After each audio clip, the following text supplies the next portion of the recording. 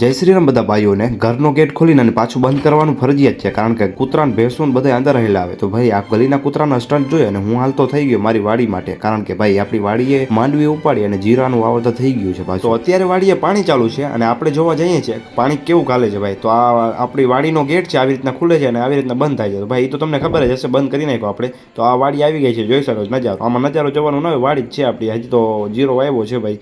તો આ જોઈ શકો છો જીરો આવ્યો છે અને સામે અહીંયા માંડવીની ચૂંડ હાલે છે, કારણ કે આ ભાઈ માંડવી આમાં ઘણી બધી નીકળી આવી છે પાછી. તો આ ડબ્બામાં તમે જોતા હશો આ શું છે, તો ભાઈ આ છે દવા. આવી રીતના પાણી આ ચાલુ થઈ જાય દવા, જોઈ શકો છો. એટલે આપણે પાણી ભેગું ભેગું દવાઈ પણ છાંટાઈ જાય, આપણે ઉપરથી છાંટવી ના પડે. તો આવી રીતના પાણી ચાલુ છે ને ઉપર ડબ્બો રાખેલો છે, આમાંથી થોડું થોડું ઓછું થઈ ગયું છે પાણી. તો આપણે આ થોડીક લાકડીથી ફરાવી નાખીએ એટલે આ પાણી વધારે ચાલુ થઈ જાય. તો તમે જોઈ શકો છો, હમણાં જોજો મેજિક થશે, જોઈ લો ભાઈ. આ પાણી આપણું પાછું ચાલુ થઈ ગયું. પાણી હું દવા ચાલુ થઈ ગઈ, શું બોલું છું એ જ મને ખબર નથી.